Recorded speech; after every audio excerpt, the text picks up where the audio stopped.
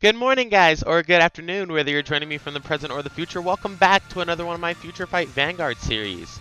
So, I've been out for a little while, and I apologize about that, guys. I've had a rough last few days, and Thanksgiving was also pretty rough.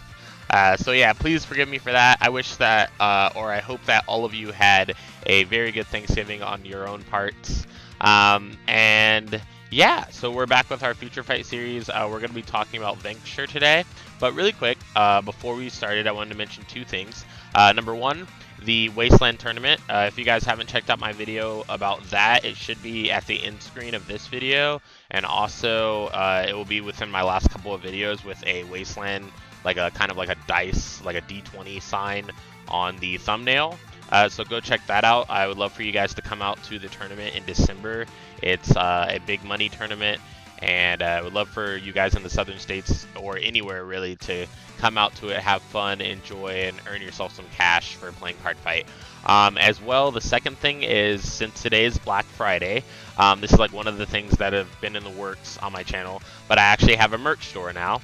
So if you guys are interested in Cardfight Empire merchandise, you can check that out down in the description below. It should have the link and everything to get you started, hoodies, shirts, some weird things, pillows and all that, but yeah, etc. There's like a tons of things that you can purchase on there. But yeah, without further ado, I have nothing else to say about that. So let's get right into today's deck, which is going to be Vanquisher, like I said. And let's unflip our G-Zone as usual. So the Vanquisher deck in G-BT12 is really fun, in my opinion. It's like one of the most fun decks to play, like coming out of this set that also happens to be competitive, which is really cool, I think, because there's a lot of times where you'll catch yourself playing a deck and maybe it's the best deck, but maybe it's not as fun as you'd like it to be, because it's just pretty standard and like the same combos every single time. But Vanquisher is like entertaining for me to play. I don't know about others, but it's just really annoying to your opponent, and it's really fun for you. So let's talk about our grade 3s. So we have 4 Dragonic Vanquisher Sparking. This is our new Vanquisher from this set. It is absolutely broken in my opinion. It is in the whole engine by itself. So it's a pretty ridiculous card. Let's get into the two abilities. The first ability is Thunderstrike 4 on the Vanguard circle. So Thunderstrike, let me pause right there and say Thunderstrike, for those of you who don't know, is whenever you bind your opponent's cards, the number of cards they have bound is the number of Thunderstrike that you're at. So if your opponent has 3 cards bound, you're at Thunderstrike 3, etc, etc. So Thunderstrike 4, which means if you bound 4 of your opponent's cards, at the beginning of your ride phase, you can countercharge 1 or soul charge 1. Your opponent chooses a card from their drop zone and binds it face up. So the cool thing about this is that at the beginning of the drop zone, at the beginning of the ride phase, you just have to declare one of these. So let's say that all of your counterblasts are already flipped up, but you don't want to soul charge. You can just say, I'm going to declare that I'm countercharging. So you countercharge an invisible damage, and then your opponent still has to choose a card from the drop zone and bind it. So it keeps your Thunderstrike going up every single turn, and it's just absolutely insane. The on-stride skill is almost just as insane. When your G-unit strides, you can counterblast 1, and your opponent chooses a card from their drop zone and binds it face up. Then if the G-unit you strode has Thunderstrike ability, then your opponent chooses one of their rear guards and retires and binds it. So this on-stride ability is absolutely amazing because most of the strides we run in this deck actually have Thunderstrike on them. So if you go into V-Buster, you get it. If you go into V-Max, you get it.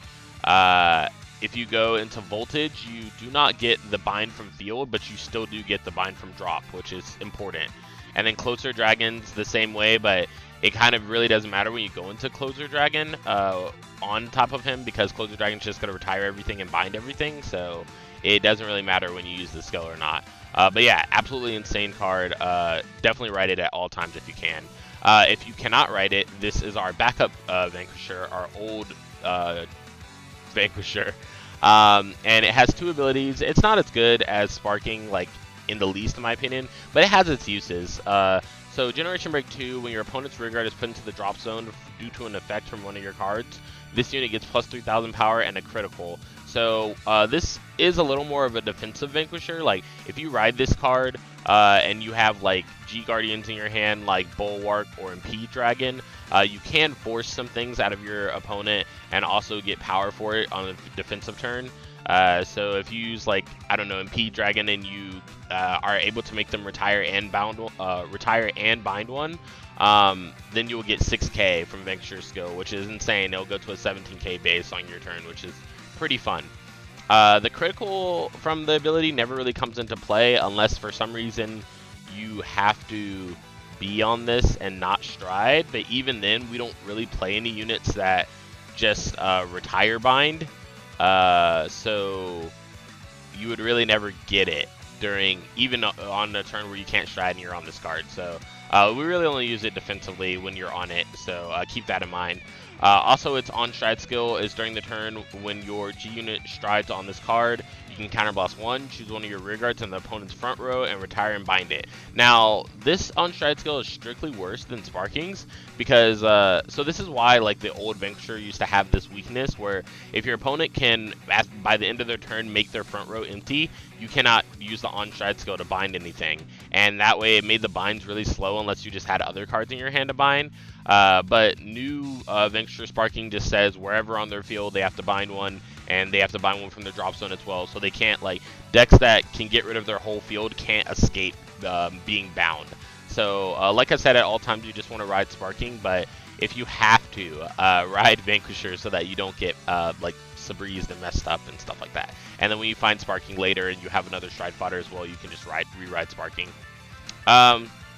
Moving on to our grade 2s, we have 4 Strong Lightning Circular Blade Glacial. Now this card is absolutely amazing in my opinion as well, because it actually punishes your opponent for trying to get rid of it, and it is a threat when it's on the field. So it's like your opponent has 2 choices: to leave a big threat on the field, number 1, or to get rid of it and be punished, number 2. So that's really great. You run 4 of them, like your opponent's going to run into multiples.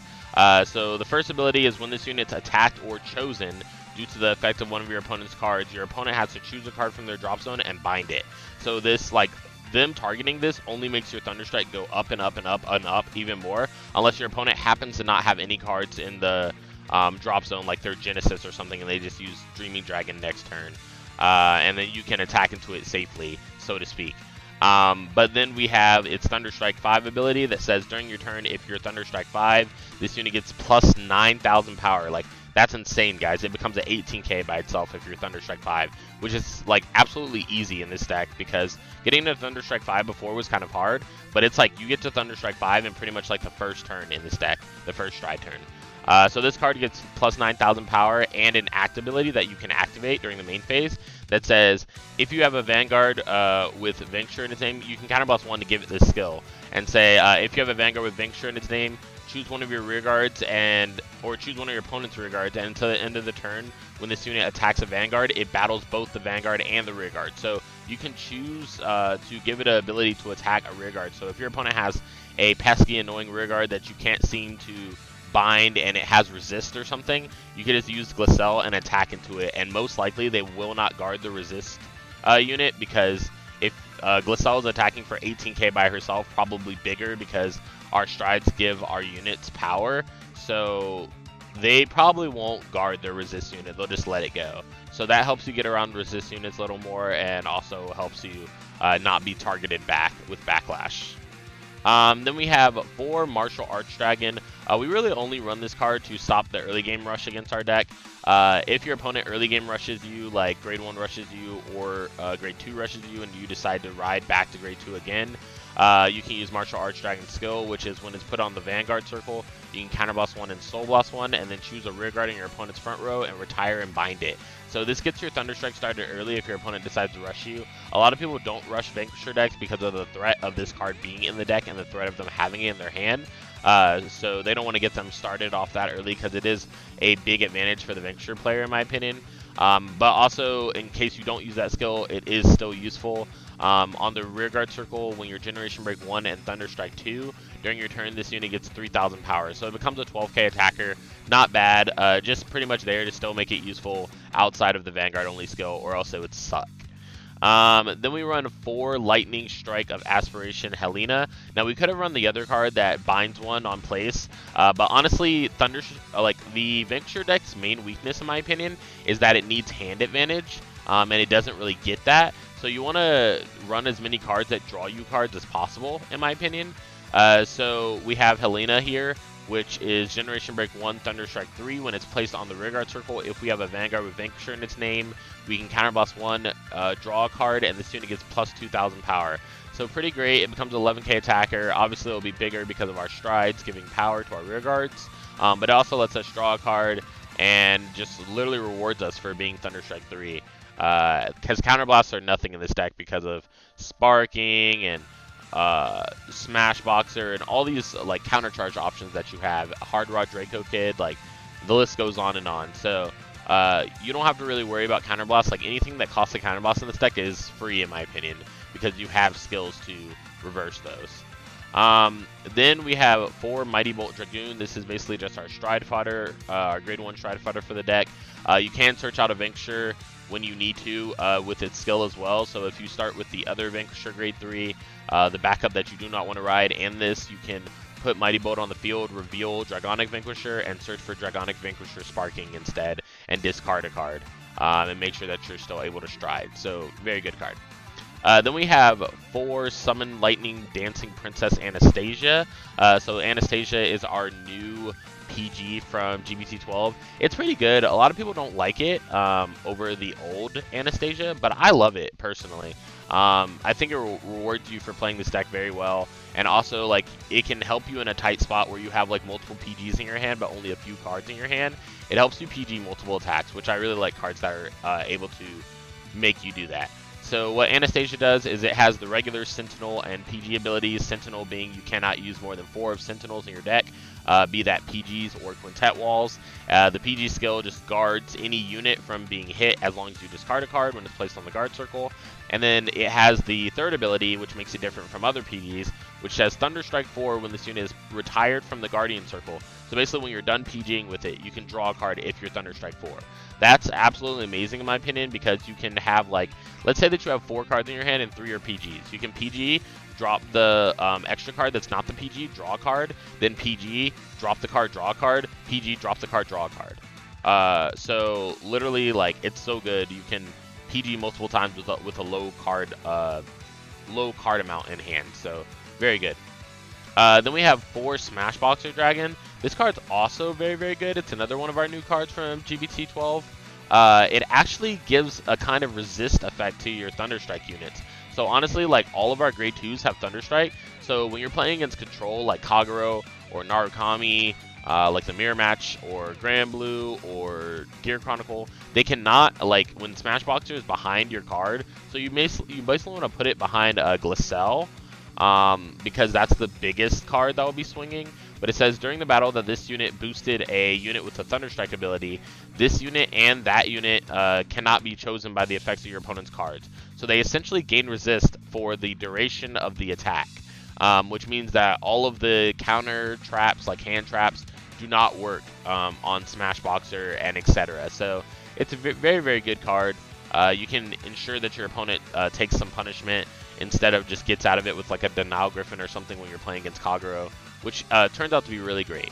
Then we have its second ability on the rearguard circle, Generation Break 1 Thunderstrike 3. At the end of the battle that this unit boosted any unit, if you have a Vanguard with Vanquisher in its name, you can put this card into your soul. If you do, you draw a card and you countercharge one. So again, this is focusing on hand advantage and countercharging, refunding our resources and drawing us cards. Like, just so good. It's an invaluable asset in this deck. This is the same for Fatine right here. So we have 2 Dragon Dancer Fatine. Fatine's skill is Thunderstrike 2, Soul Blast 1 when it's placed on the rearguard circle. If we do, then we can draw a card. So another card just to draw us a card, get some soul out of our soul, because we don't use our soul for a lot of things in this deck. Pretty much just like V-Buster, and that's about it, honestly. So We don't really use Soul for much in this deck, so you don't have to fear using Fatine and running out of Soul or something, because you're going to run out of Fatine before you run out of Soul, I guarantee, most of the time.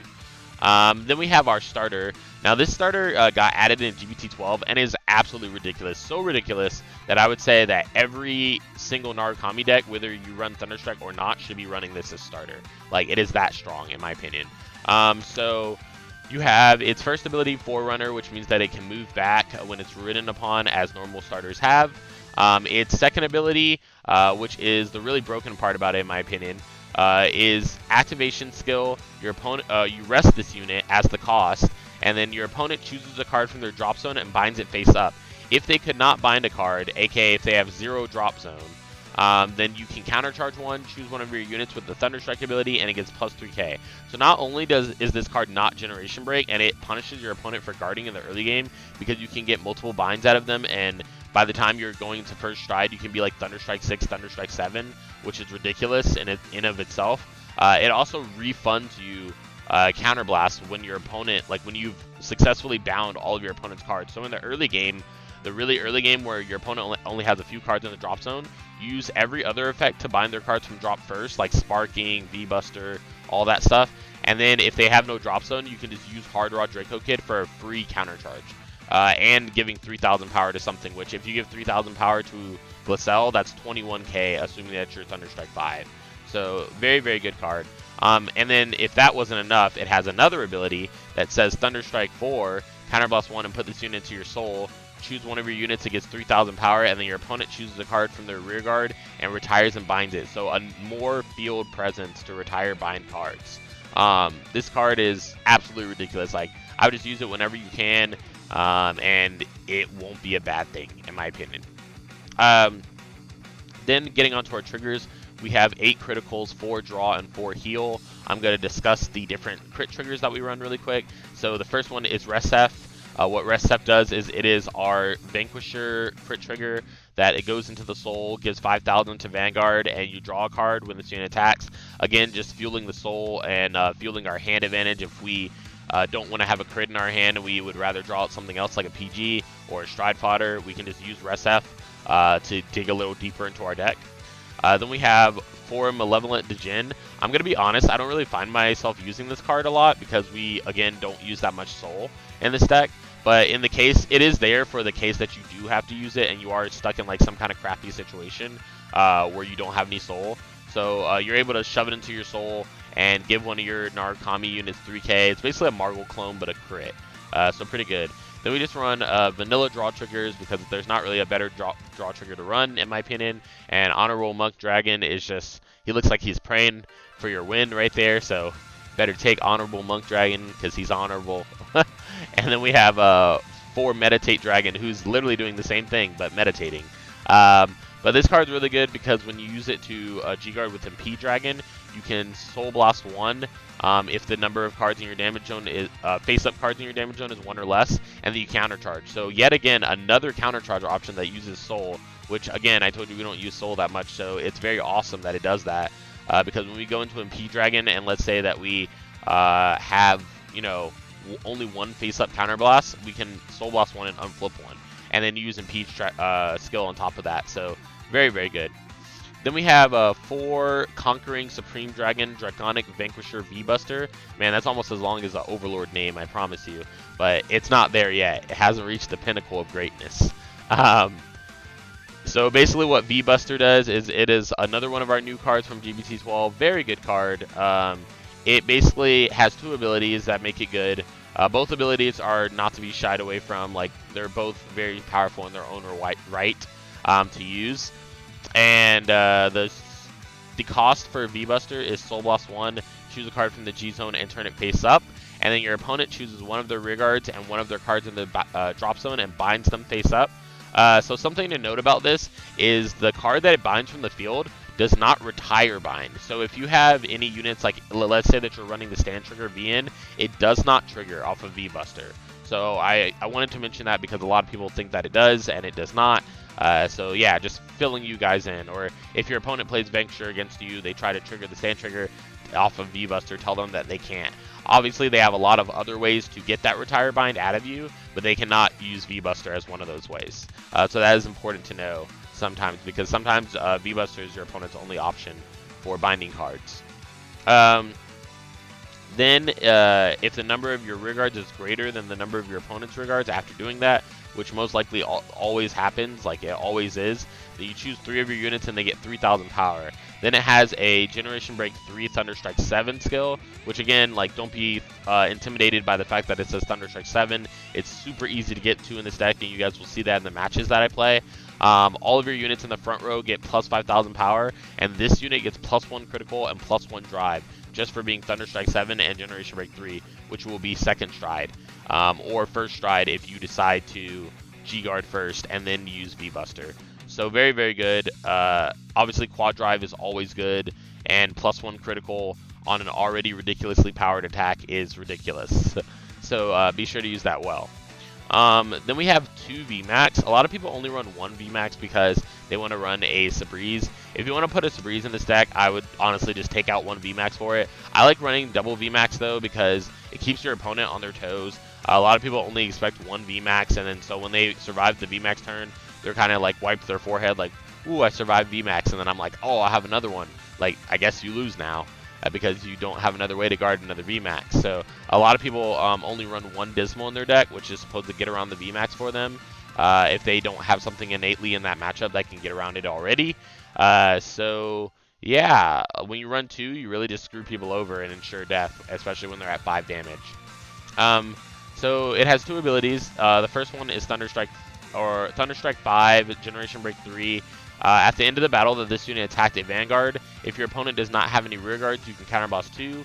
If you do, you get to choose one of your opponent's Vanguards and deal 1 damage to it. So unlike all the rest of the abilities in the game, or most of all the abilities in the game, it does not have that restriction where it says your opponent has to have 4 or less damage.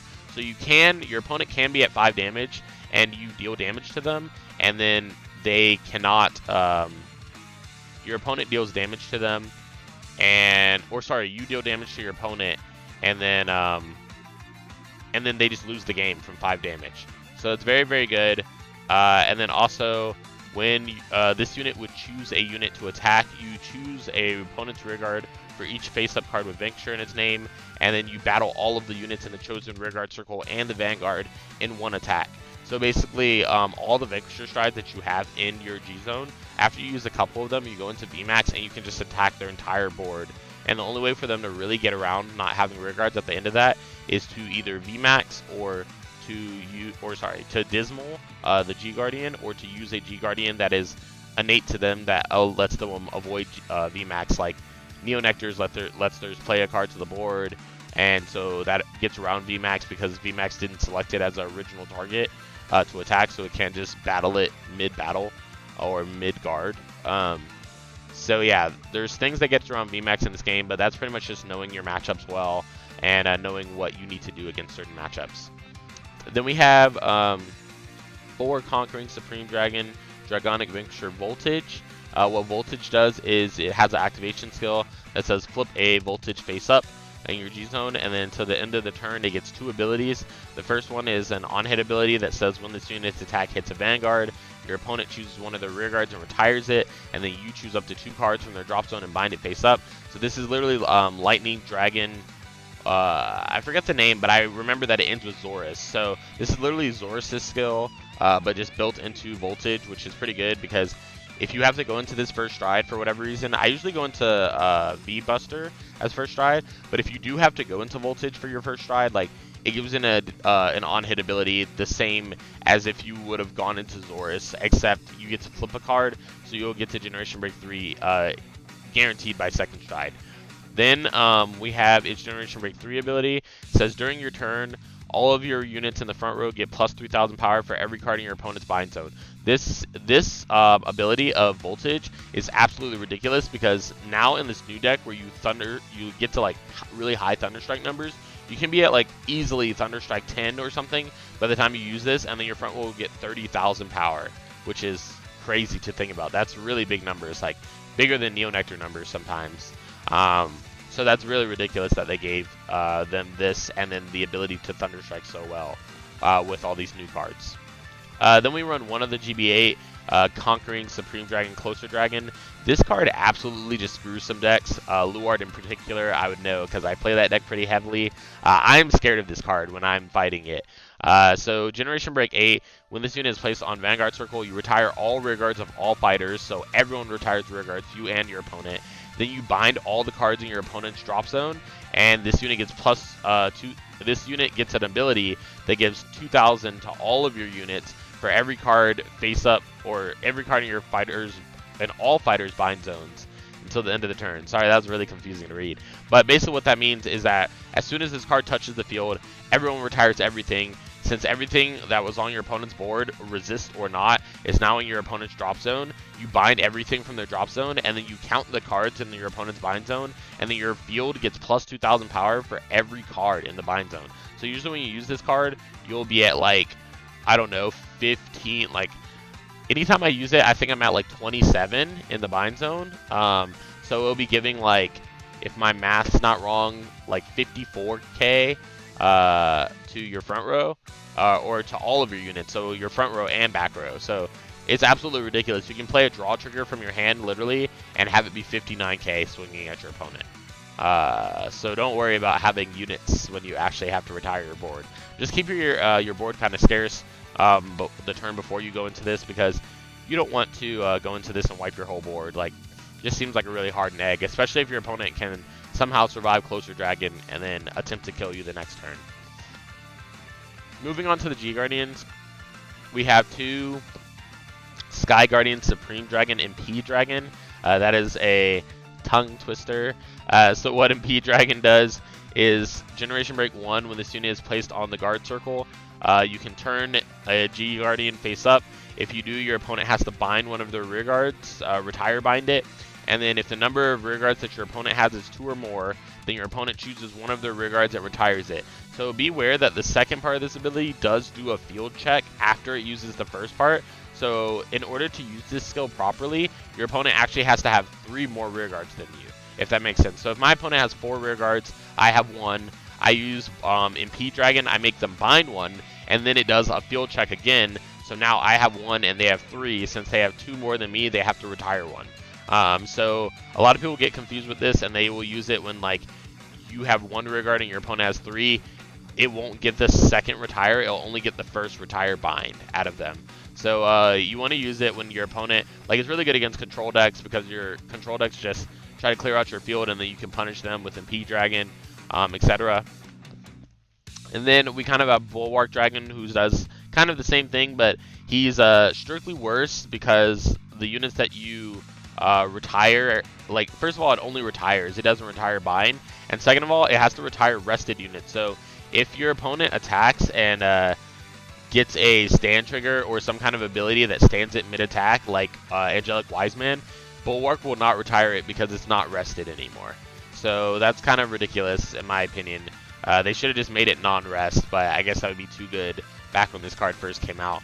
But it has 2 abilities. The first one is on the Guardian Circle, Thunderstrike 3. This unit gets plus 10,000 shield if you're Thunderstrike 3. And then at the end of the battle that this unit is placed on Guard Circle, choose up to 1 rear guard at rest for every 4 cards in your opponent's bind zone. You choose 1 card in their front row that's rested, and you retire it. And so I think that there should have been a few restrictions released on this card. Number 1, obviously, like I said before, I think that the unit should not have had to be rested, but I guess that would be too OP. And then number 2 is I wish that this unit could touch back row units as well, because it would be very helpful for if you're Thunderstrike like 16. If you've reached like Thunderstrike 16, why wouldn't Bulwark be able to retire 4? Like that, I mean, you pretty much worked for it at that point. But I guess they didn't want to do that. They didn't want to add the ability for Narukami to wipe a whole board after guarding, so I could understand their choice, but I think that it would have been better the other way. So then we have 1 Brahma to round out our G Zone and the end of our G Guardians. Brahma is one of our new G Guardians from this set. It says when this unit is placed on the guard circle, we can choose 2 different cards from different grades from our bind or from our drop zone, and we bind them. So if we're playing against a mirror match, this is kind of bad. If we're not playing against the mirror match, it's good, because when we go into Closer Dragon, again, Closer Dragon counts all the bound cards in both fighters' bind zones. So if you're facing another Vanquisher deck, it's actually pretty troll because the second person who goes into Closer Dragon will probably win because their attacks will be like double as powerful as they were when you Closer Dragon them. So yeah, keep in mind that the cards bound from Brahma do count towards Closer Dragon, and then also this unit gets plus 10,000 shield if you use that ability, so it becomes another plus 10,000 shield that you can use when you're not yet Thunderstrike 3. So yeah, just, you know, things to keep in mind, you guys. Like, it's a very, very, they have a lot of balance cards and a lot of broken cards, in my opinion, now, because of this set. But overall, it's still a very, very good deck, very powerful deck, and something that you guys should definitely watch out for. I believe it topped in the WGP twice in Japan, so definitely means that it's a threat, and you guys should not be sleeping on this deck because it is by no means a sleeper, in my opinion. It is wide awake. But starting with our first match, we have, honestly, I feel like I should just mention about this person. Whoever you are, Cherry Red from Cardfight area, you are one of the nicest people I've ever met. Like, usually people are pretty scummy when you're on area, and they're just hard to deal with and stuff, but my opponent was completely nice to me the entire time, and I felt kind of bad about, like, the way that we interacted because I was coming off of, like, a game where I literally just argued with someone for, like, 30 minutes, and that happens a lot on area, so I just instantly went into the next game, like, not really giving much response. Because I was just like, I'm not trying to get into a conversation with another person that might be an idiot. So, but he is playing Merc Humo. He's actually playing the Magatsu deck, which is pretty interesting.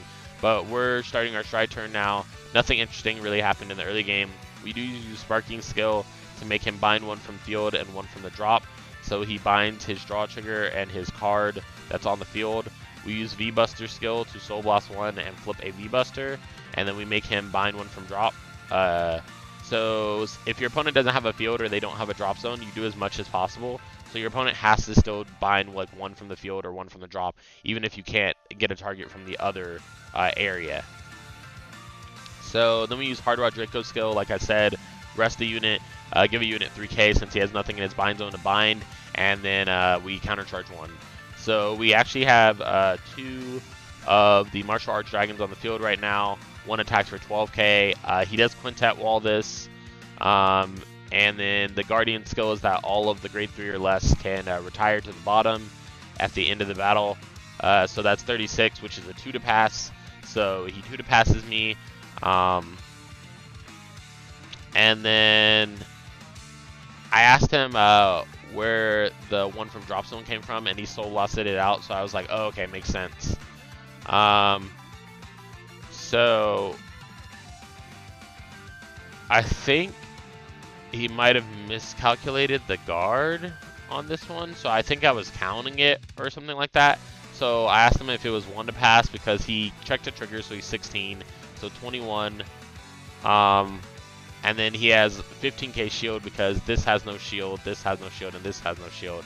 So he essentially has 15k shield, and the Guardian itself got 5k. So that makes 3 5ks on the Guardian Circle, which is 15k, plus his 16k, which is 31. And that makes it a 31. I think he thought that his second Quintet Wall got 5k as well. So he does 3 to pass it instead. We check 3 cards, and one of them is a draw trigger, so we would have passed the attack. We give it the power to the Martial Arts Dragon on the rearguard circle, and then we attack him for 23. He does decide to guard it with a 10, which I think was a smart move because you would rather guard attacks earlier in this deck than later because the attacks get really big, really humongous, really ridiculous. So you do want to guard cards as early as quite possible in this deck. Our opponent strides into the Shiryuki stride, which will soon be a thing. I can't wait to make a Shiryuki deck again, because it is getting support in BT13, which I'm quite excited about. I have like a playset of Shiryukis that I've had since it came out, because I used to play that deck. But our opponent does check 3 cards when he attacks with the Shiryuki stride. He checks a stand and a crit, which I was like, oh man, like that's pretty powerful, especially if I don't check any triggers here, which I did not. So he attacks my Vanguard for 21. I could have made him retire bind that card, but I didn't see much use to it, so I just Brahma instead. Then we start our turn. Since we are not Thunderstrike 4 yet, I believe we're only Thunderstrike 3. We do not use Sparking Skill, and then we Stride. And we're thinking about what Stride we want to go into, since we have to be aware of what, like, how many cards he has in his bind zone stuff. So since he has 4 in his bind zone, but we cannot get 4 cards out of his bind zone to bind, we can only get maximum 3. We decide to go into Voltage. So we make him bind 1 from drop with the on-stride skill. We use Voltage ability to activate it. Then we use Hard Rod's ability, I believe. Yeah, to make him bind 1 from drop zone. He binds another Quintet Wall. And then one of our units get 3k that has the Thunderstrike ability. And then we give the power to our front row from Voltage, so he has 5 cards bound, so our front row gets plus 15k. So we attack him for 27. He does no guard and get a stand trigger. We attack him for 41. He no guards, and we check 3 cards. Second one is a draw trigger, give power and a draw card, and then third one is a Vanquisher. So he's able to escape that one, but we do bind 2 from his bind zone because we hit. And then our I wasn't even paying attention to it, but Martial Arts Dragon was supposed to go up in power here, which I should have been paying more attention. That's actually my fault. But Martial Arts Dragon should have been, let's see, he has 7 cards bound, times 3, that's 21, plus the 3, 24, 33, plus a trigger, 38, I believe. Yeah, so he should have had to guard for with 5k more. Obviously, it doesn't really matter because I have enough of an advantage over him so that where it doesn't really matter as much now. But I should be, like, that doesn't excuse me nonetheless. Like, I should have remembered that. So for that, I'm sorry, guys. You guys didn't get to see how the game would have gone if I would have calculated power right. But now my opponent's thinking. He decides to play a grade 2 Magatsu from the field, which is pretty interesting. He uses Hidden Scroll skill to copy the grade 2. And he gets only 1 grade 2 because I believe the other ones are in soul, drop, or damage zone. Then he goes to Legion. He Legions 4 cards back, which are the only 4 cards in his drop zone thanks to me constantly doing Thunderstrike on him. And then he Legions into Magatsu Storm and Magatsu Typhoon combination. And the Legion skill is you choose up to 5 of your rear guards with Magatsu in its name, and they get 5k and boost. So that's why he played these beforehand, so that he could boost with his cards, because it's pretty much his last hope. Unfortunately for him, I do have a G-Guardian and a PG in my hand, so I just knew under any circumstances that he's not going to kill me this turn, and probably the next turn will be his last turn, because, you know, you can pretty much tell when you're a Vanquisher player, like, who's going to have the last turn. It's either you don't have enough advantage, your opponent's going to kill you for it, or you do have enough advantage and your opponent's going to die because they can't survive the powerful turn of yours that's coming. So then our opponent attacks 10k to our rear guard. We're not having that because we do want to keep our 12k attackers. We PG with a card. Our opponent only checks 2 grade 1 Magatsus, which sucks for him. I'm so sorry because he deserves more luck than the average person, in my opinion, just for being a nice person. But we do Impede Dragon on him. He does have to bind 1. He chooses to bind the card that he called off of the stand trigger, so it doesn't go back to deck, which is pretty unfortunate for him. We use the Thunderstrike skill of Sparking to declare counter charge, and he would bind 1 normally, but he has no drop zone since he Legioned. So this time we go into V-Buster. We use Sparking skill to counterboss 1, make him bind 1. And then we use V-Buster, which I should have just used V-Buster, not Sparking, but honestly, it didn't really matter either way. It just was what it was. Like, it didn't really change much. So since we are Thunderstrike 7 now, we are able to give more power to our front row. And also Sparking has, V-Buster has +1 critical and +1 drive, which I knew that he just could not guard no matter what. So he decides to take the first rear guard attack like a very smart person. I say GG pal. He says thanks. I thank him for a good game. as he's, you know, one of the nicest people I've ever met. And he says you're welcome with a smiley face. And honestly, this was just a very enjoyable game. You don't get much of those on area, so I try to enjoy them as much as I can. But moving on to the next game, we're opening up our card fight area back here momentarily.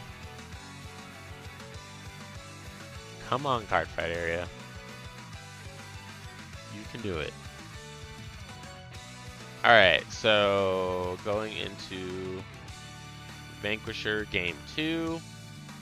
We're playing against the new Darkface deck, I think. Actually, this is before, yeah. So this is like when Ghidorah is in, but all the rest of the machining or Mega Colony cards that got released aren't in. So it was kind of in a weird in-between point on area to be playing this. But I guess a lot of people wanted to try out Ghidorah, so they were trying it, and you know, fine with me. We like to fight decks from the future because it helps us see how the deck will continue to be relevant. So unfortunately, we do not have a Sparking on our hand. We only have 2 regular Vanquishers, which is pretty disgusting. But we attack with Vanguard. He no guards. We get a critical trigger, so he takes 2 damage. I was really happy about that at first until he got the heal trigger, and then I couldn't attack with my rear guard. So I was going to put him at 4 and then attack with an extra attack, but he did avoid that. He does use Ghidorah's skill on Ride to counter boss 1 and make me unable to call in the same column as my Martial Arts Dragon over here. So then he is deciding what he wants to do in the main phase. I think he decides to call a card and attack my rear guard so that I can't call cards into that column, and then he attacks my Vanguard with his Vanguard. He does check another heal going back down in damage, which I was like, why can't you just die? But then I ride Vanquisher, and because he decides to give me a front row unit, I am able to use the Vanquisher's on stride skill to counter boss 1 and make him bind that card. So it's kind of a mistake for him, but on the same token, you could have just assumed that I had Sparking, like, so it kind of doesn't matter. But we use V-Buster skill to Soul Blast 1, flip, and then we make him bind 1 from his drop zone and bind 1 from the field. And then our Martial Arts Dragon gets 3k because of its Thunderstrike skill. We do use Hard Rod skill to make him bind 1 more from the drop zone. And then, like, again, it should be noted that, like, if this was, if we were on Sparking, this would be a point where I would be countercharging and giving +3 instead. So, yeah, it shows you guys a difference of what it's like to be on Sparking versus not. But then our opponent heals again, so we're like, oh man, you're finding all the heals this game. So we attack him with Vanguard for 29. He does choose the G-Guardian, which is pretty interesting, honestly. And he G-Guardians into, like, Scarabagus, which I expected him to go into one of the G-Guards that is when Vanguard attacks Vanguard only, like the flip one maybe. But he decided not to go into it, and then I get double draw and a crit trigger. So I literally cannot complain about sack anymore in this game. But this just shows that, like, even when your opponent's healing so much, like, I'm still getting so much pressure out of him.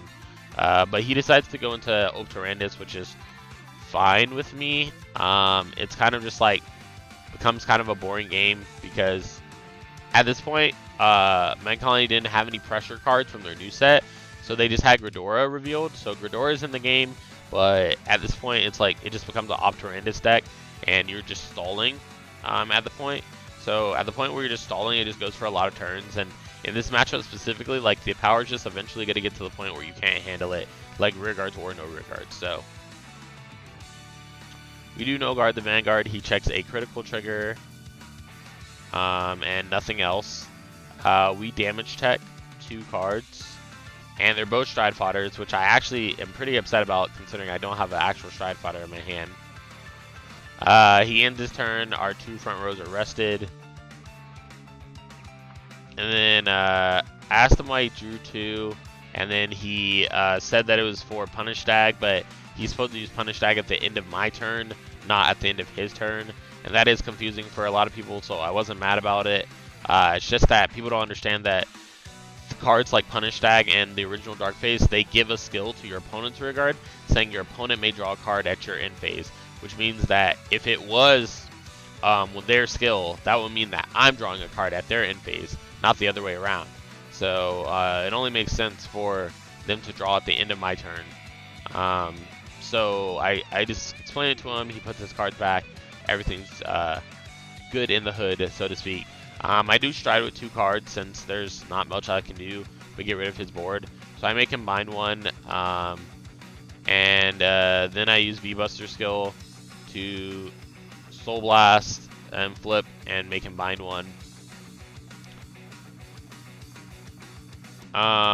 So I do make him bind 1 from drop and bind 1 from field, making us Thunderstrike 7.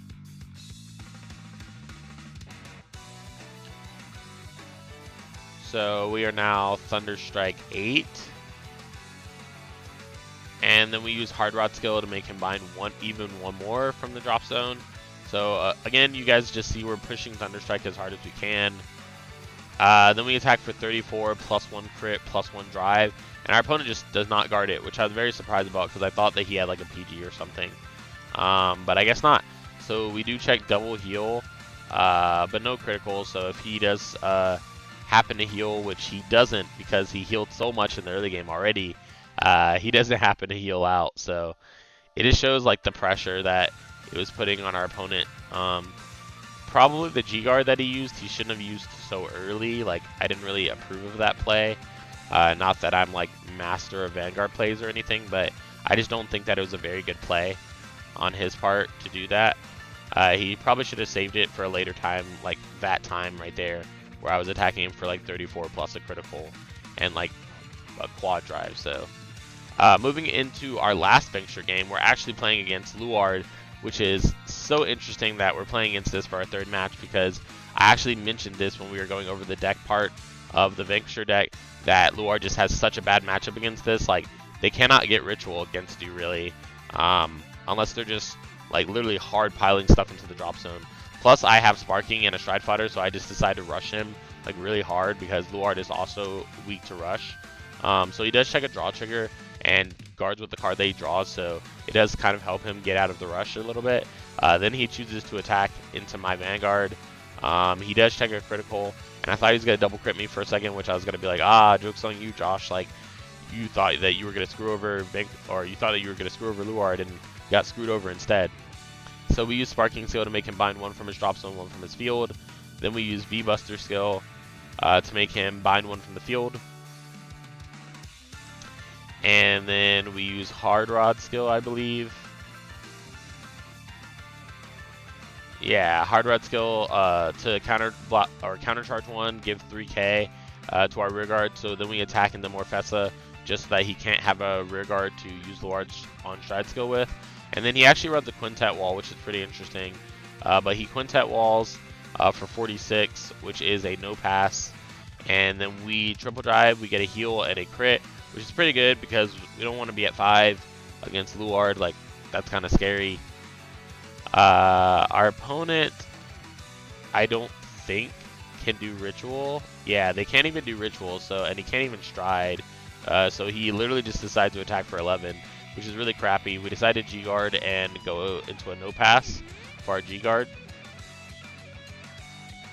So this is just another one of those things talking about the bad matchups, like, because this happened because I like did all the stuff that I did to him with like V-Buster and etc. But I go into Voltage for my 2nd stride since we're not going to be able to get V-Buster's GB3 off. So we decided to go for Voltage instead. And he also doesn't have a field, so we're able to Sparking, make him bind 1 from drop. He binds the heal. Then we use Hard Rod Draco Kid after Voltage. So we activate Voltage. Then we use Hard Rod Draco Kid skill to make him bind 1. And then we give 3k to Glycel. And Glycel is also Thunderstrike 5 now.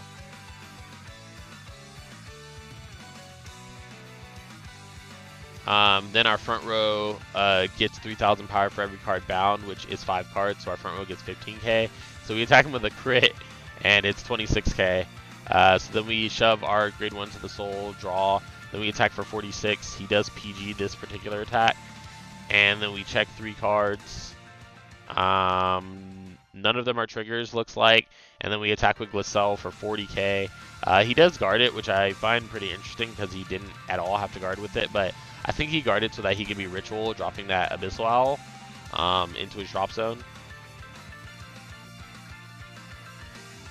So this time he does use Ritual to put 2 cards back, but he still has no field, and he has no generator cards, I like to call them, where you can generate some hand advantage after having an empty field with Luard.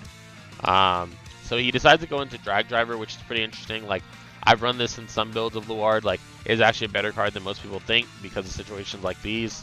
But he does decide to go into Drag Driver, and he's able to refresh his field because of that.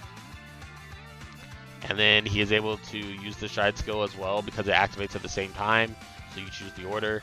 He uses the Stride skill to counterboss 1, retire his Abyssal Owl, and call 2 Nice, which is pretty good against the Narukami matchup, honestly, because you just want to get rid of your cards because they're going to get rid of them anyways. So he plays this Midear here, which I wasn't really in high favor of. Like, he needs the other cards to use the skills and draw cards, but he doesn't really need the mid-ear there, so I was kind of confused as to why he did that. But he does attack with Vanguard IPG. He checks a critical, a Luard, and a Luard, which is again pretty crappy. When our PG retires, we get to draw a card because we are Thunderstrike 4. He uses the Belial Owl skill, sends it back to the bottom. We use the Thunderstrike 4 ability to make him bind 1 from the drop zone. He binds a heal yet again. We do Stride, and we go into V-Buster. We use Sparking Skill to counterboss 1, make him bind 1 from field and 1 from drop. He binds another heal from drop. And then we use V-Buster skill.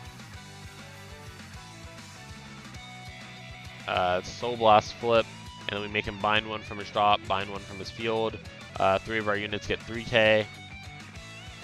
And then we use Hard Rod, Draco skill, I'm pretty sure. Yeah, so we use Hard Rod. Again, just completely free skill. Like, this card's ridiculous how long you can just keep it on the field and keep inflicting it to your damage. I suggest if you're playing against this, like, as soon as possible, try to get rid of it. But we use Helena skill to counterboss 1, draw a card, it gets 2k, and then it gets 5k because our front row gets 5k from V-Buster. We use Glycel skill to counterboss 1 and give it the ability to attack 2 units. So we attack his Rearguard Nice and Vanguard at the same time, which is hurtful against the Ward because they don't want to have no board. So we attack for 34, +1 crit, +1 drive. And our opponent just chooses to no guard, even though they had a G-Guard in their hand. So I was pretty shocked. I guess they just figured, like, even if I survive that, like, if they get a crit, they'll get it. But I think that he forgot that there was, like, double crit on my Vanguard, but then he reminded me to GB3 and check an extra card. And I thought that I'd already checked all 4 because I got so many draw triggers on those checks. But he does check 2 cards, and one or none of them happen to be a heal, so he does lose that. And yeah, that is our final game for Vanquisher. I hope you guys enjoyed the video. If you did, make sure to just subscribe, hit the bell button down below. If you don't know what that is, it's next to the subscribe button, I think. So yeah, subscribe, hit the bell button to keep yourself updated on when my videos drop. Also leave a like and a comment down below to letting me know what you thought. Like I said at the beginning, check out our new merchandise store. That's going to be pretty cool. Check out the Wasteland Gaming video on the tournament. Check out Facebook, Twitter, Instagram, and Patreon. And if you guys support me on Patreon, I'm so grateful for it. So thank you very much for being part of my Patreon family. With that being said, this has been Josh from Cardfight Empire, and I'll see you guys on the next video. Peace, guys.